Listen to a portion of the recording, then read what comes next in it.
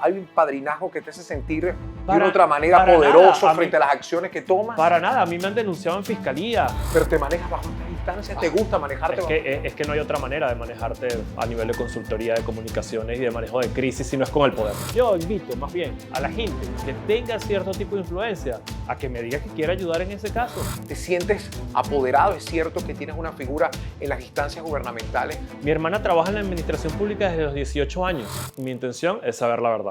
Como toda Venezuela creo que la merece, ¿no? Y este espacio llega a ustedes gracias a Café Amanecer, tan bueno como su gente. Flaquito de San Moritz, único como tú. Corner, llega donde quieras, disfruta el camino. Cristalminio, cristalizamos todos tus espacios. Hammer Auto, dominamos todos el terreno. Blue Medical Pharmaceutical, importamos y distribuimos medicamentos a todo el país. Santa Paleta, dulce inspiración. Chocolate sin azúcar de San Moritz, tu cómplice perfecto. Dulcen, el poder en tus manos.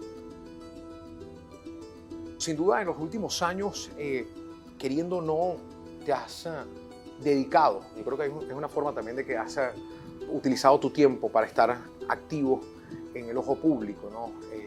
Porque la intención de estar constantemente bajo el ojo, el centro de lo que ocurre en el país. ¿Cuál es la intención?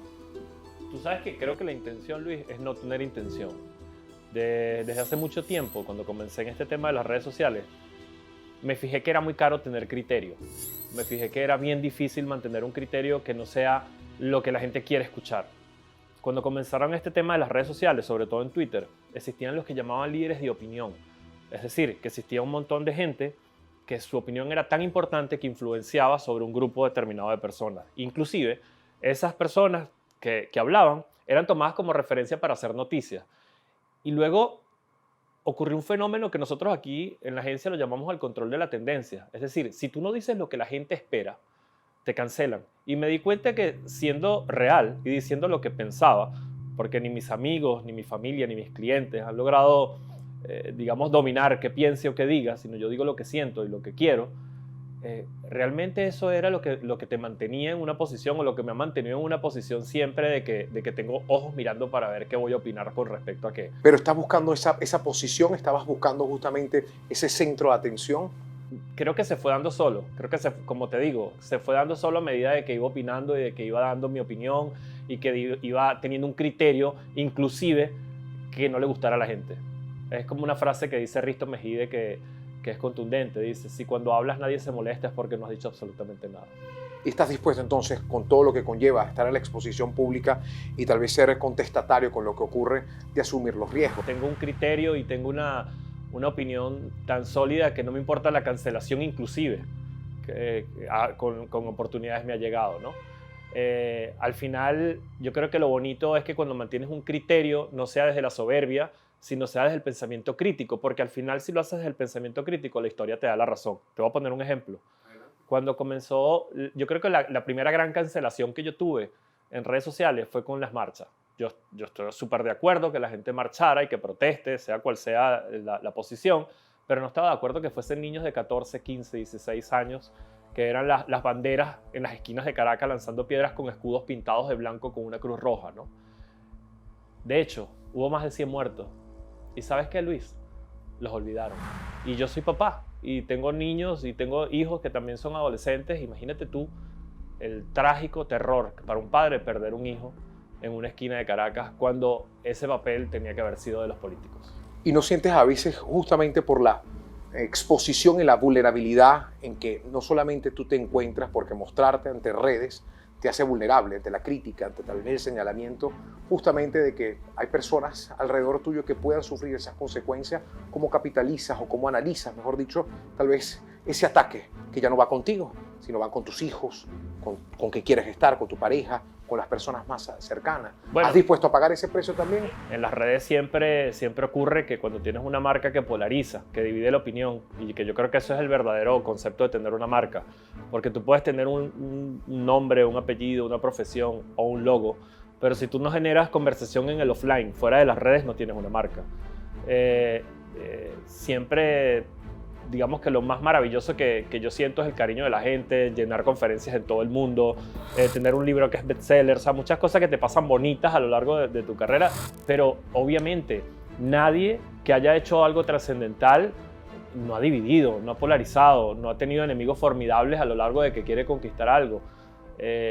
Por ejemplo, desde siempre escribí, lo puse en el libro también, que mi prioridad es trascender, y trascender para que mis hijos sepan lo que hizo su papá, y que cuando lo lean nadie se lo cuente, sino que lo vean en Google.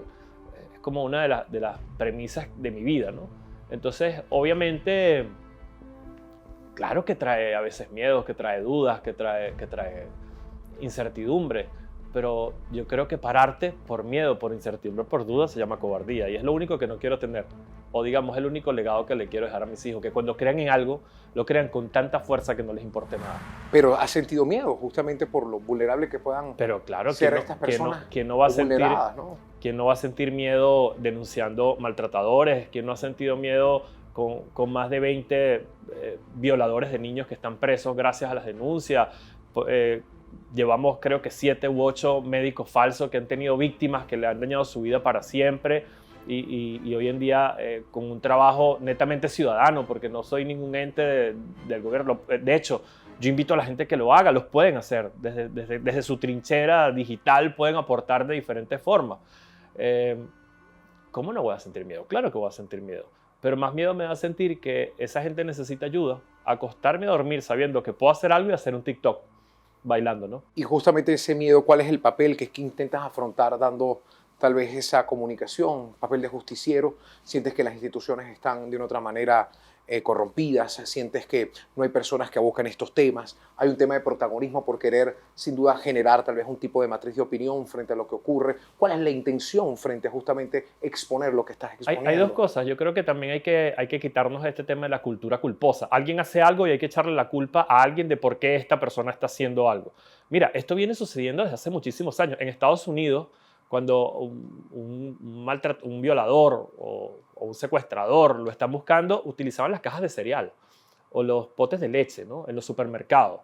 Era el medio masivo cuando no estaban las redes sociales. Yo creo que hoy en día la configuración y la comunicación que llegaron las redes nos cambiaron para siempre. Yo creo que si de repente la policía o la fiscalía o cualquier otro ente gubernamental no tiene el impacto mediático y tú lo puedes ayudar a que se haga justicia, más bien me parece súper irresponsable que lo tengas y no lo hagas, desde mi punto de vista. Y esto tiene que ver con el pensamiento colectivo. Las redes sociales hacen que tu pensamiento sea individual, y ese individualismo, esa cultura al ego, ese hambre del like, ese quiero más vistas, quiero más like, quiero que me digas que a las mujeres quieren que le digan que son más bellas, los hombres más inteligentes y poderosos. Desde el momento que tú empiezas a pensar desde lo colectivo, le empiezas a encontrar sentido a las herramientas que por alguna razón tienes. Como por ejemplo lo haces tú. Capaz tú lo haces porque es tu carrera, pero yo no soy periodista, pero creo que puedo tener un impacto que pueda ayudar a mucha gente. Y lo voy a seguir haciendo, Luis. ¿Cuál es el motor que te impulsa todos los días de buscar algo y colocarlo de esa manera tan frontal? Me perturba mucho ver mujeres que son maltratadas, me perturba mucho ver niños que son abusados, y creo que de este tema hemos hablado muchísimo, y ver que quieren defenderse y necesitan defenderse y no pueden. Cuando yo empecé con todo este tema de denunciar las redes sociales, era muy disruptivo, era algo como que no pasaba, era bien particular que alguien en las redes denunciara a alguien. Hoy en día pasa, hoy en día ya las niñas le pegaban y me lo enviaban. Hoy en día primero lo publican ellas sin miedo y luego me lo envían. Y yo estoy súper feliz con eso, porque creo que de alguna manera, no digo que haya sido yo el promotor de esto, pero sí creo que aporté un poco a quitar ese miedo y denunciar las injusticias por redes sociales, inclusive antes, ¿no? Como siempre le digo, cada vez que me contactan digo sí, pero tienes que hacerlo de la manera correcta por los mecanismos y los organismos correspondientes. Tienes que ir a fiscalía, tienes que ir al organismo al CICPC, a donde sea que tengas que ir para cubrir tus intereses, ¿no? Para protegerte. Pero yo me siento feliz de que de alguna manera eso haya pasado, Luis. El límite de tus riesgos, ¿hasta dónde llega tu límite? Porque si bien es cierto, existe esa forma innata del ser humano de ir por conquistar más allá. Estás en ese camino como todo. Además tenemos la edad para seguir en búsqueda de lo que queremos. ¿Hacia dónde llega tu límite? Es importantísima esa pregunta, ¿no? Lo primero que trato de cuidar es la legalidad. Es decir, cuando se me presenta un caso como este, lo primero que hago es buscar que la persona tenga una denuncia, que existan pruebas como video, fotos, que efectivamente ha sido agredida o abusada, ¿no? Que existan los elementos suficientes para... Y una vez que se ha hecho la denuncia, es que yo, digamos, los ayudo a que sean vistos sus casos y que sean... Tal vez cuando el caso es de connotación pública, posiblemente tenga una mayor celeridad y es normal, no sucede solo aquí, sucede en cualquier parte del mundo. Hay casos muy famosos de secuestros, de violaciones, que cuando son de connotación pública, digamos, las autoridades prestan una atención especial a este tema, ¿no? Yo creo que los límites te los va poniendo la vida, ¿no? Pero que estás dispuesto, por ejemplo, a no pasar, a no tocar, a no cruzar esa línea. A no cruzar la ilegalidad de lo que un proceso de esto lleve. A tratar de acusar a alguien sin de repente tener los elementos que te digo, a que sea algo por venganza, todo este tipo de cosas, que también me llegan muchísimos casos que veo que mujeres me escriben porque tienen una relación difícil con el padre de sus hijos y cuando veo, yo digo, esta mujer lo que quiere... No soy juez, pero tampoco soy tonto, ¿no? Las redes pueden ser un torbellino y aunque en crisis las formas, a veces pueden perderse. Muchas veces cuando me defiendo de ataques, posiblemente se puede ver como que se está vengando, pero es que yo tampoco soy una institución. Soy una persona más que hace vida pública en las redes sociales y que las puedo utilizar como las puedes utilizar tú. Yo siempre digo, si yo fuese todo lo que dicen de mí en las redes, yo no me metería conmigo. Pero yo creo que también a veces es un tema... No te rías, Luis. Es un tema de percepción, ¿no? Es un tema de que la gente crea esos fenómenos y yo creo que a lo mejor no tengo más... Solo sí te puedo decir algo, soy muy paciente. Soy muy paciente cuando tengo... cuando me voy a defender de algo que creo que ha sido injusto, cuando me difaman, cuando soy muy paciente, extremadamente paciente y organizado para poder defenderme. Sabes que hay gente que también, me puse a leer tus comentarios o los comentarios de la gente que te puede adversar, no para un choque contigo, sino para ver cómo te percibe la gente, porque también es bueno saber qué comentarios uno toma como una crítica constructiva y otros que sabemos que vienen más a un ataque directo. Hay gente que dice que te empapas en un sarcasmo constante para cubrir tu lado más sensible. Te lo estoy diciendo de forma bonita. Mira, es rarísimo porque la gente me dice que tengo mucho sarcasmo y yo no me doy cuenta que lo tengo. De hecho, soy hasta introvertido, Luis.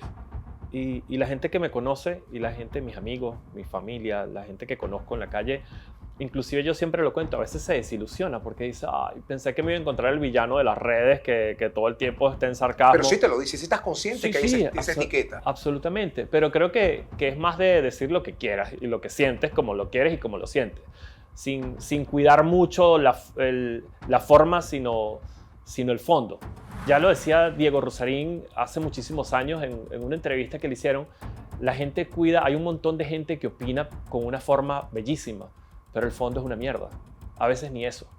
Entonces, es lo que yo creo que pasa, ¿no? Como yo no cuido la forma, sino siempre trato de decir el fondo. Cuando tú ves, cuando digo cosas o opino cosas, hay mucha gente que puede que no le guste la forma, pero al final el fondo termina dándome la razón. Entonces, yo creo que es eso, que no cuido la forma, Luis. Y eso puede hacerme sentir a veces un poco disruptivo o arrogante.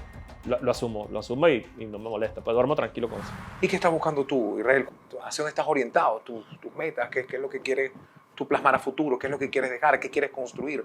Una marca la tienes, pero ¿hacia dónde van enfocados un poco esos pilares, esa misión, esa visión? Yo creo que es más ser alguien que algo. Yo creo que esa es la respuesta. Y hay mucha gente que es algo en redes. Y yo quiero ser alguien. Y ser alguien a veces significa que no tienes que agradarle a todo el mundo. ¿Estás dispuesto a pagar el precio? Pero entonces? es que lo pago Lo al pagas. diario. En los dos sentidos, para bien o para mal. Tocando un punto también importante, que trabajas silenciosamente, ¿no? Las cosas que quieres ejecutar, y trabajas con mucha paciencia a la hora de ejecutar acciones de mayor contundencia. Te pregunto, ¿vienen acciones de mayor contundencia? ¿Todo lo que publicas es pensado o no es tan orgánico como que se ve? Mira, depende del caso que me estés hablando. Hay casos que obviamente son netamente orgánicos o posts que son netamente orgánicos. Hay cosas que son muy pensadas, y no solo por mí, sino tengo un equipo atrás con el que trabajo, y un equipo maravilloso que creo que es mi mayor activo, ¿no? que antes de hacer cada paso vamos avanzando con mucha cautela, y yo creo que por la prudencia nadie ha cometido un error. ¿Y qué estás buscando ahorita justamente con esos pasos? ¿Hacia dónde estás perfilando? ¿Qué es lo que viene en camino? Desde hace algunos años tenía una agencia que trabajaba para otras marcas, y dije, bueno, ya basta de hacer dinero para los demás, y lo que hice fue agarrar mi agencia y enfocarle en mis proyectos personales, y yo creo que fue una de las mejores decisiones que hice en mi vida, ¿no? Poder ser mi propio cliente. Y con respecto a mi vida personal, la disfruto un montón, y bueno, imagínate, todo lo que me ha pasado en todos estos años, la gente a veces lo vive conmigo, la gente vive lo que hago con mi novia, con mis hijos, con mi vida personal, y se lo disfruto un montón, y compartimos eso en redes. Y bueno, lo demás, lo que viene, hay cosas que las hago con tanta prudencia que prefiero no hablarlas.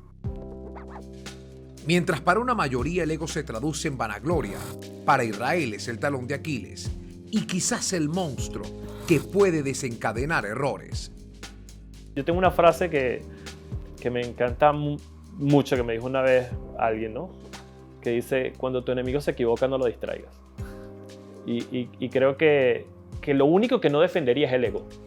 Porque el ego en mi vida, desde mi experiencia, es lo que me ha hecho cometer los errores más garrafales y tontos de mi vida, y tal vez de las únicas cosas que me arrepienta han sido por defender el ego, por defender visibilidad, like, view, o cualquier, o un cierto honor que no era honor sino era ego, porque estaba lastimado mi ego. Entonces, pero por lo demás me voy a defender. Pero si tal vez recibo un ataque que me da en el ego, creo que sería el único que hoy tengo la madurez, la experiencia y la carcasa para no sobrereaccionar. Me dices que, bueno, ciertamente has querido exponer tu vida en redes sociales, entonces es inevitable que la crítica esté presente, ¿no? Sobre todo en el aspecto personal, creo que ahí la gente se nutre mucho. Bueno, si este es su trabajo con las marcas, con gestar crisis, también has expuesto a tus hijas, has puesto a quienes son tus parejas. ¿Por qué crees entonces que eres un hombre que vende estabilidad? Ok, pero hay como una forma también de ver, ojo, con todo el respeto, ¿no? No, total. No es tan inestable. A mí me da miedo ese con todo respeto, porque después con todo respeto... Claro, pero no es tan estable como te vendes, porque te vendes una figura segura, te vendes como una figura fuerte en tus decisiones, pero también hay como un... ¿Qué edad tienes tú? 40 ya. ¿Cuántas relaciones has tenido tú? Yo como 4, fijas 4. Yo también. Me casé 2 veces y he tenido 4 relaciones. Esa sensación de inestabilidad es el producto también de las redes. Es decir, yo conozco amigos y amigas que tienen 25 y han tenido 4 veces más relaciones que estables, o 4 intentos de relaciones que yo, por ejemplo. Yo, por ejemplo, con la mamá de mi primera hija duré 16 años. Entonces, a mí cuando me dicen que no soy estable, y yo veo, bueno, pero vengo de estar 16 años casado, después 5 años con Kerry, después salí con un par de personas y después tengo una relación, yo no veo cuál es la inestabilidad, ¿no? Donde sí podría, creo que tal vez proyectar cierta inestabilidad es que hoy en día a mi edad no viva con mis hijos, ¿no? Sino me haya separado de las madres de mis hijos. Pero yo creo que al final, Luis, y este es un mensaje que siempre me gusta enviar, sobre todo también porque mi público es mujer, ¿no? A veces es mucho mejor ser un papá divorciado feliz que tener una pareja o tener una relación que sea un infierno, que no te lleves o que no sea feliz por los hijos. Eso creo que es uno de los mayores errores que comete mucha gente que decide dar ese paso a tener. Yo hoy en día te puedo decir que soy un tipo feliz y que puedo hacer feliz a mis hijos. Sí, yo recuerdo que uno de los momentos más que me marcó más en mi divorcio, en mi primer divorcio, por ejemplo, fue una vez que Sofía dijo, pero ¿por qué se están gritando si ustedes nunca se habían gritado? Y tenía 9 años. Yo decía, wow, mi hija durante 9 años nunca vio un grito en la casa, ¿no? Cuando vio la primera vez una pelea dije, este es el momento. ¿Sí? Entonces yo creo que muchas veces sé que es una decisión difícil y que hay mucha gente que levanta la cara y dice, yo sí soy estable y aguanto, pero en su intimidad, en su cama es una persona infeliz y vive con alguien a quien ha querido dejar hace mucho tiempo y no lo hace. Entonces yo soy de los que creo que es mucho más valiente levantar la cara y buscar tu felicidad personal a aparentar es lo que te decía, es ser y no parecer. ¿La tienes, esa felicidad? Pero absolutamente. Mis hijos, todos mis hijos siempre quieren estar conmigo, disfrutan estar conmigo, disfrutan estar con sus madres también, son niños sanos emocionalmente, son niños que comparten el amor de mamá y papá. He tenido suerte con las madres de los hijos que me han tocado porque son unas madres entregadas y responsables. Y yo creo que de eso se trata, Luis, de que muchas veces digo, oye, qué cool, cómo quisiera yo vivir con todos mis hijos. Pues claro, cualquier papá va a querer eso, ¿no? Pero yo creo que cuando entiendes que la vida a veces no es justa y no lo es, y que hay cosas malas que pasan, pero no es el fin del mundo, empiezas a entender muchas cosas. Que has aprendido de esos errores del pasado para, bueno, tener esta relación que esperemos que sea la que te haga feliz, pues la que sea completamente fija. ¿Qué encontraste? ¿Qué encontraste un poco en esta persona pasando por las experiencias pasadas, ¿no? Mirar hacia el mismo lugar. Porque cuando tú te separas, automáticamente entra la cultura culposa, ¿no? Fue culpa de este, fue culpa de él, fue culpa de ella. Y yo creo que muchas veces te separas y no hay culpables. Es sencillamente tú tenías una visión y yo otra. Tus expectativas de vida eran muy diferentes a las mías. Tal vez nos encontramos en un momento que tú tenías que vivir algo y yo no. Cuando tú te encuentras a alguien, y de eso creo que se trata el amor, ¿no? De que puedas tomar de la mano y cuando tú caminas no tensa esa tomada de mano, sino más bien acompaña. Yo creo que ese momento es maravilloso porque empiezas a entender tantas cosas y dices, por fin encuentro a alguien que no solo me gusta, que no solo disfruto su compañía, que no solo me río, sino que también vamos al mismo lugar. Y eso me costó un montón de tiempo entenderlo, Luis. ¿Qué te dice, por ejemplo, Sofía, que es una de tus hijos la más consciente, sobre la exposición de su padre? Hay visiones tal vez de conversación con un adolescente que te muestra su postura y también mostrarte, papá, esto me gusta, hay miedos por esto. ¿Cómo ves un poco en una niña que ya es nativa digital? Lo que hace es hacerme bullying, ¿no? Pero no, Sofía, digamos que es maravillosa porque Sofía para su edad es muy madura y siempre me dice, menos mal, papá, que tú me cuentas todo. Y yo le cuento todo y le cuento todo sobre todo, Luis, porque, como te digo, siempre quiero que se entere por lo que está pasando, por la realidad, por mi versión, a que lo lea en las redes. Obviamente, imagínate tú que no ha leído Sofía bueno, malo, regular, no tan bueno y no tan malo, de su padre en las redes sociales, imagínate. Entonces, ¿cómo lo maneja ella? ¿Cómo maneja un poco esa...? Es que la estoy formando desde muy pequeña, desde cómo manejar los haters, como el bullying en las redes, cómo manejar también el ego, porque no es fácil también para una niña de 17 años con casi 1 millón de seguidores que de verdad mucha gente la quiere y eso también es un tema que hay que manejar. Con los señalamientos del papá, o por ejemplo, cuando el papá es tendencia, siempre, además tenemos esa mala cultura de que vemos a alguien tendencia y creemos que algo pasó de forma negativa, pues nunca pensamos que... Como sabe la verdad, lo que hace es reírse. Lo que hace es reírse y compartir su opinión desde su punto de vista, ¿no? Por eso te digo, siempre trato, y lo haré con Gail cuando le toque, de que sepan la verdad. Buena o mala. Y la verdad no significa que... Mira esto, Luis. La verdad no significa que yo tenga la razón, sino que sepan la verdad aún si yo no tengo la razón. Mira, Israel, con respecto un poco a las visiones que manejas con respecto al marketing, el mundo tan caótico, prestando tal vez algunas personalidades bajo esa misma forma contestataria, mientras más impactante sea el mensaje, mucho más vende, ¿no? ¿Cómo vendes, cómo te interpretas un poco esta visión que también eres parte de esa...? Una vez manejamos un caso de los hermanos Rauch, que son 2 chefs en Colombia, súper famosos, que precisamente tuvo un tema de cancelación porque no supo hacer un patacón en vivo. Y nosotros agarramos y lo que le dijimos fue que fuese a la base y que le dijera a una señora de la calle que le enseñara a hacer un patacón. Fue una estrategia hermosísima que se revirtió la cancelación Cuando hablas de cancelación, el efecto negativo, ¿no? Sí, los haters en redes, Okay. imagínate los chefs más importantes de Colombia que no sabía hacer un patacón. Entonces, bueno, y disfrutamos mucho de esos procesos creativos. Entonces, lo que yo hago con mi vida personal o como yo me comunico, No, como yo te conteste. Pero, por ejemplo, siempre está esa idea de que ahí pasó algo, Israel, tal vez impulsando tal vez una idea para un pote de humo o generar más tensión para que el otro se diluya. ¿Es el marketing que se maneja? ¿Así se maneja parte del marketing? Así se maneja la comunicación política. Es decir, lo que es el líder de opinión, lo que son los sucesos en un país, cuando te empiezas a buscar de dónde puede haber salido esto y la gente empieza a usar eso, muchas veces eso tiene que ver más con marketing político que marketing de marcas, ¿no? En el cual sabemos que funciona de esa manera, ¿no? Pero te enfrentas también a ese marketing. Pero claro, de hecho es el que más me apasiona. Pero viste que sí hay un marketing un poco más agresivo, ¿no? Que es como el tiburón, se come a los peces que están alrededor. Absolutamente, ¿no? Sí, absolutamente. Y yo creo que la capacidad de enfrentarlos y de poder agarrar una noticia cuando no es real, cuando no es verdadera, y poder cambiar la opinión pública, yo creo que esa es la magia de lo que desea hacer cualquier consultor político en el planeta, ¿no? Israel, el tema de tus relaciones con el poder siempre ha sido como una carta frente al ataque. ¿Cómo te manejas frente a él? ¿Cuáles son realmente tus verdaderas relaciones y sobre todo a qué estándares o a qué niveles estás de codearte? ¿Te gusta manejarte? ¿Te gusta relacionarte con el poder? ¿Qué tipo de poder? ¿Qué tipo de poder?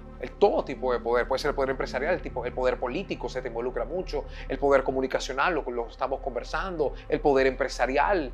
Yo soy un empresario y trabajo con todo tipo de personas, de empresas, como te digo. Instituciones. Si trabajo con una institución, obviamente conozco a las personas que son la toma decisoria de este tema, lo que obviamente te da una conexión con algún tipo de poder. Si trabajo con un artista, hablo directamente con el artista. Si trabajo con una empresa, hablo directamente con los dueños de la empresa. Esa es una de las bendiciones de ser un consultor, ¿no? Que posiblemente te genera un PR tan valioso que sí, efectivamente te conecta con mucha gente de poder. Y hablo de poder, la toma de decisiones importantes para que algo trascienda en lo que estás manejando, sea una institución, sea una campaña, sea una empresa, sea un artista, sea lo que sea.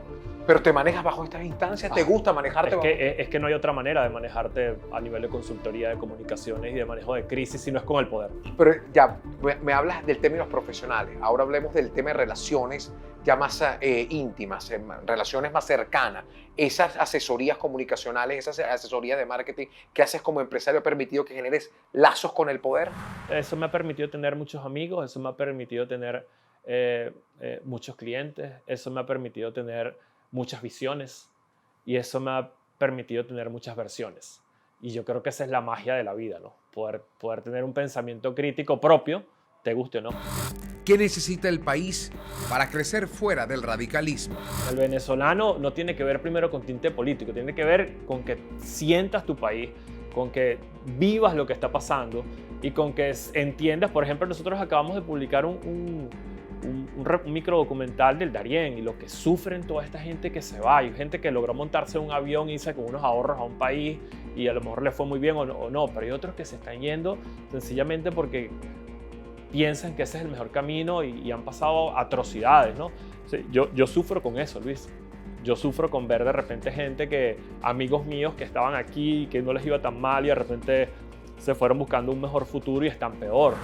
Yo creo que tenemos que trabajar desde la tolerancia, desde convivir juntos en un país y que inclusive no tener una opinión es una opinión y se respeta. Inclusive no importa lo que tú pienses aunque me lastime, pero te tengo que respetar. Y yo creo que Venezuela estamos pasando por ese proceso. Y yo no digo que no hayamos crecido en ese sentido. Yo creo que antes el radicalismo era más poderoso. Pero entiendo que hay una diáspora que todavía está muy lastimada porque siente que inclusive los que nos quedamos somos culpables de eso. Y yo creo que ahí es donde tenemos que trabajar. La gente ahorita siente que regresar pudiese ser un fracaso. Y la gente siente que regresar pudiese ser una traición también. Y yo creo que eso es lo que tenemos que trabajar. Ese lado en el que estamos tan lastimados y tan divididos, que al final yo creo que una vez que nosotros nos aprendamos a convivir en la misma casa, todo va a ser maravilloso, Luis, o todo va a ser más fácil. Hablemos de la campaña ahora que van direccionadas de otra forma en contra de alguien. ¿Cómo se ejecuta eso con respecto cuando, desde el punto de vista de víctima, en este caso contigo, cuando hay algo orquestado para atacarte? Es decir, cuando se planea algo para justamente generar lo que se generó. Busco esto para, de una otra manera, desestabilizar. Una de las cosas más perversas de las redes sociales es el anonimato, ¿no? Hay mucha gente que sufre por los ataques anónimos, que yo creo que Al igual que sucedió con las criptomonedas, el anonimato a futuro se tiene que acabar. Se tiene que acabar. Yo creo que eso es una de la máscara del cobarde. Es lo más perverso que hay, el tema del anonimato en las redes. Particularmente a mí no me afecta por tantos años que tengo en este negocio.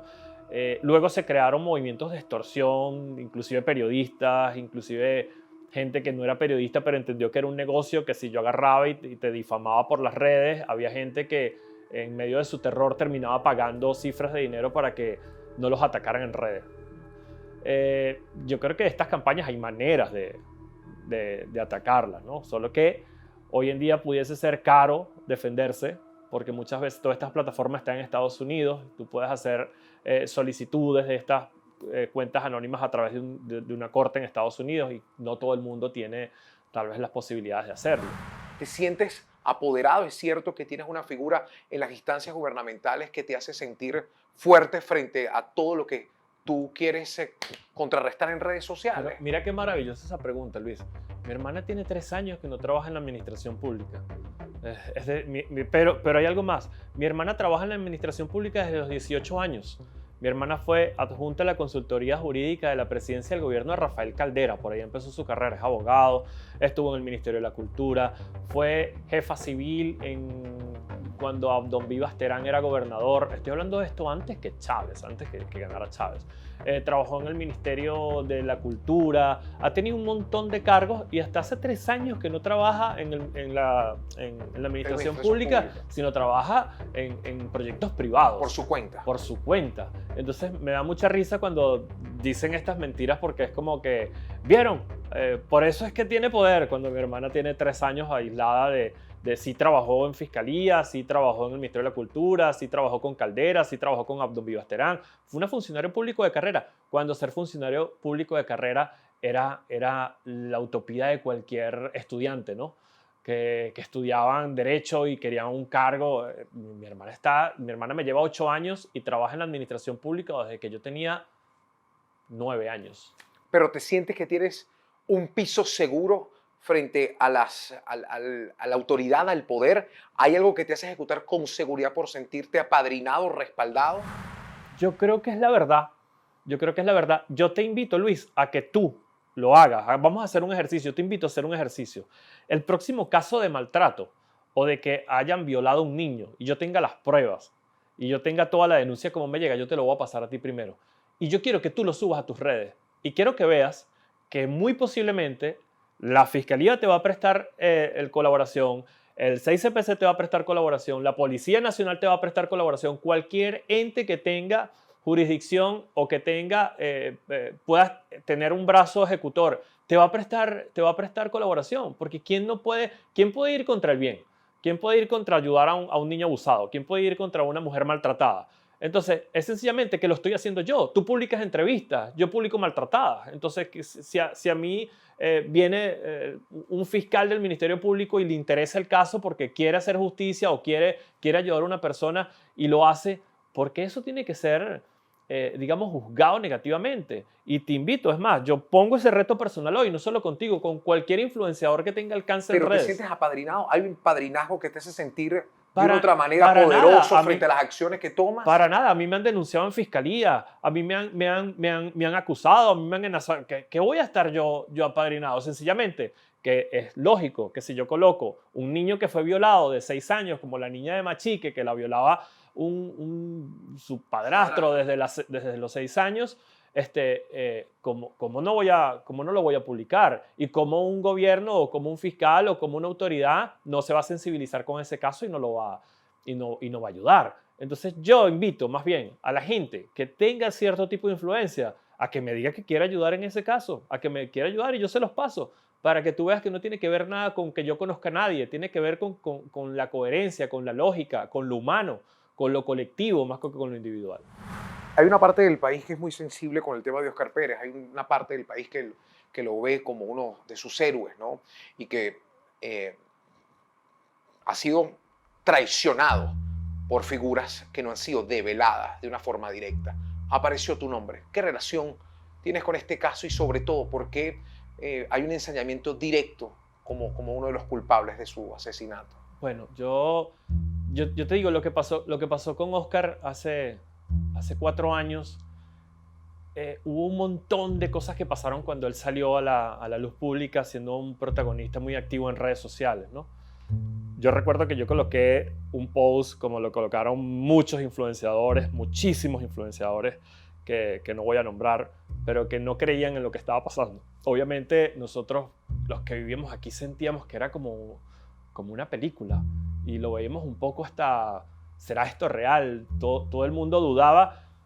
Muchos querían que estuviese pasando de verdad, muchos no querían que estuviese pasando, pero había muchas dudas, ¿no?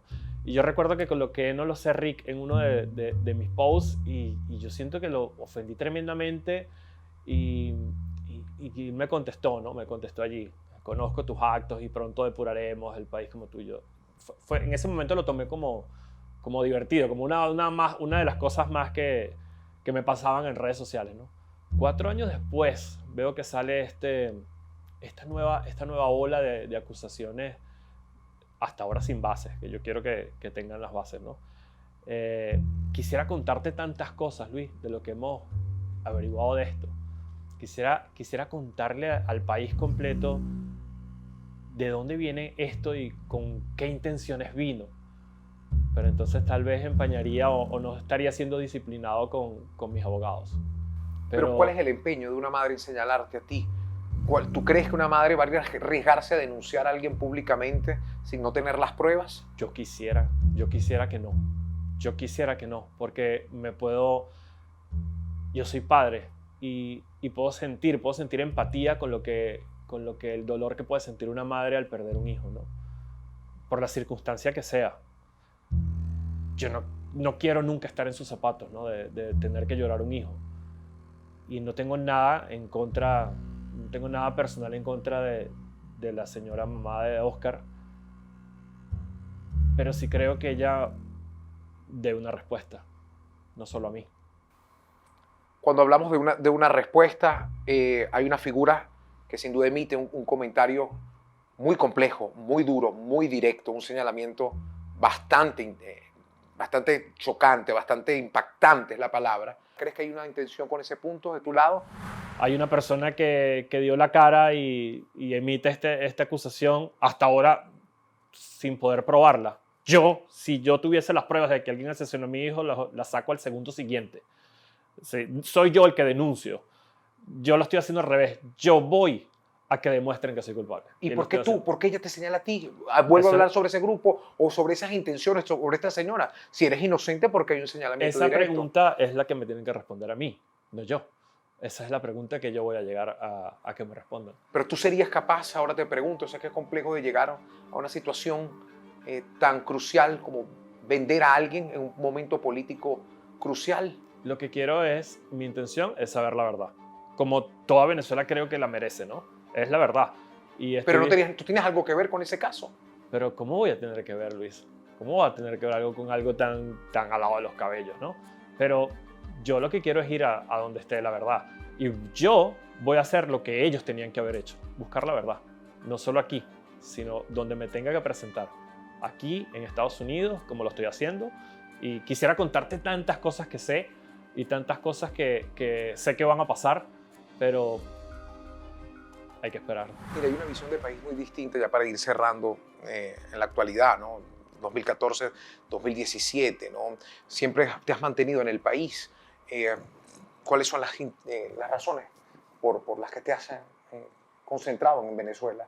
Es un mercado interesante para ti. Súper interesante, súper interesante. Yo estoy entre Estados Unidos y Venezuela.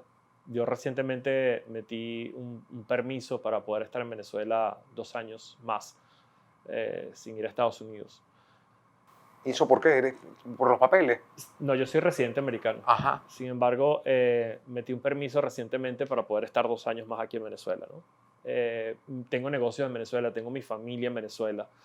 Solamente tengo a Gail, que vive en Miami. Sofía quiso venirse a vivir en Venezuela. Allá es definitivo. En esta temporada, porque va a estudiar en Estados Unidos luego.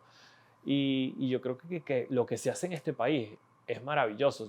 Luis, yo siento que yo pudiese vivir en cualquier parte hoy, pero yo creo que lo que está sucediendo en Venezuela y ser parte de este proceso, de este momento de que obligatoriamente la gente está mirando otras cosas más que el tema político y que hay cosas que...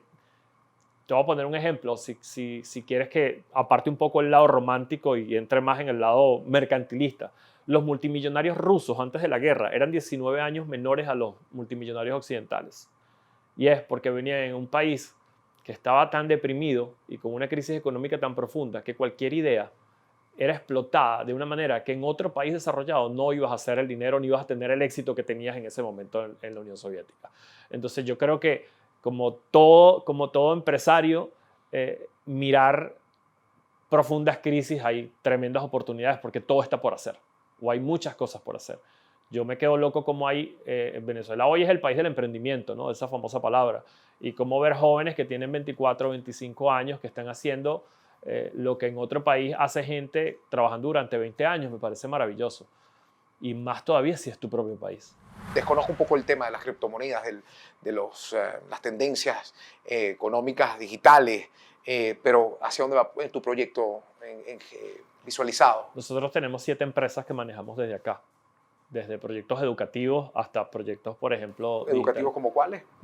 Bueno, nosotros hicimos el curso de Bitcoin más grande que se ha hecho en Venezuela, donde han participado ya 13.000 personas, que lo hago junto con Jack. Además del ciclo de conferencias que hice en la vez pasada, que entraron más de 120.000 personas. ¿Ese es el futuro? Vamos. No, digamos, es la evolución de todos estos proyectos. Pero tú sabes que ese tema es interesante para cerrar. ¿Tú crees va a seguir siendo ese es el camino hacia el futuro? El futuro depende de donde te pongan las oportunidades. Nosotros no habíamos pensado hace 2 años, no sabíamos lo que significaba un NFT. Y hoy en día tenemos el proyecto más importante de Latinoamérica que fue más minteado sobre Pepsi Mundial, por ejemplo. Y es un proyecto que ha sido maravilloso, que ha sido que se ha devuelto para la comunidad que ha participado en beneficios tangibles, que los puedes mirar y auditar. Entonces yo creo que todo cambia tan rápido, Luis, que lo que hay que es estar atento, como en acecho, cazando qué es lo que está pasando. Hermano, bueno, palabras finales. ¿Hacia dónde quieres, de una otra manera, ver tus intenciones con tu familia, con el país soñable, que sueñas y el posible? ¿Cuáles son tus verdaderas intenciones? ¿Cuáles son tu verdadera proyección? ¿Hacia dónde quieres verte visualizado y cómo quieres verte visualizado? Yo siento que independientemente de lo que yo logre a nivel profesional o a nivel económico o a nivel empresarial, yo quisiera dejar un legado, Luis, de que la gente entienda qué significa el pensamiento crítico, de que la gente esté dispuesta a cambiar de opinión, de que la gente esté dispuesta a defender su opinión, de que la gente esté dispuesta a mirar las dos caras, a que la gente esté dispuesta a no dejarse llevar por rebaños o no dejarse llevar por opiniones, sino pueda crear una opinión propia. Y si una vez tú tienes todos los elementos y sigues manteniendo esa opinión, pues bien, pero que la gente sea capaz de retarse inclusive, o como te dije al principio, de retar inclusive a los expertos en su propio terreno. ¿Por qué está pasando esto y por qué yo tengo que apoyarte? ¿Por qué yo tengo que seguirte? ¿O por qué yo tengo que vivir lo que tú quieres que yo viva? ¿O por qué yo tengo que opinar como tú quieres que opine? Cuando tú aprendes a romper con esto, realmente yo creo que esa es la libertad. Porque como siempre digo, ¿no? La verdadera libertad no es elegir en el menú, sino tú elegir qué va a estar en el menú. ¿Qué está en tu menú? En mi menú está vivir desde el pensamiento libre, desde lo que yo quiera decir, desde lo que yo quiera comunicar y no ser cordero de lo que un grupo o borrego, sí. O un borrego desde un grupo o desde la política o desde las redes sociales o desde lo que quiere alguien que yo viva. Listo, hermano. Bueno, que Dios te acompañe. Viene una lucha interesante. Estaremos muy atentos de lo que se suscite con prudencia. Israel es táctico, no solo en la comunicación, sino en cada uno de sus pasos. Sabe que el tiempo es sustancial, conoce las emociones, las trabaja y actúa en función de ellas. El pensamiento crítico, las alianzas y la libertad son parte de ese proceso de creación dentro de un mundo de percepciones virtuales, muchas veces injustas, otras vacías, unas tantas anónimas y otras, como en su caso, consistente con su frontalidad y la acción que lo caracteriza. Y este espacio llega a ustedes gracias a Café Amanecer, tan bueno como su gente. Flaquito de San Moritz, único como tú. Goner, llega donde quieras, disfruta el camino. Cristalminio, cristalizamos todos tus espacios. Hammer Auto, dominamos todos el terreno. Blue Medical Pharmaceutical, importamos y distribuimos medicamentos a todo el país. Santa Paleta, dulce inspiración. Chocolate sin azúcar de San Moritz, tu cómplice perfecto. Dulcen, el poder en tus manos. En exclusiva, Momentos, toda la verdad. Y los invito a mi canal de YouTube para que conozcas historias contadas de otra manera. Suscríbete a mi canal y activa las notificaciones.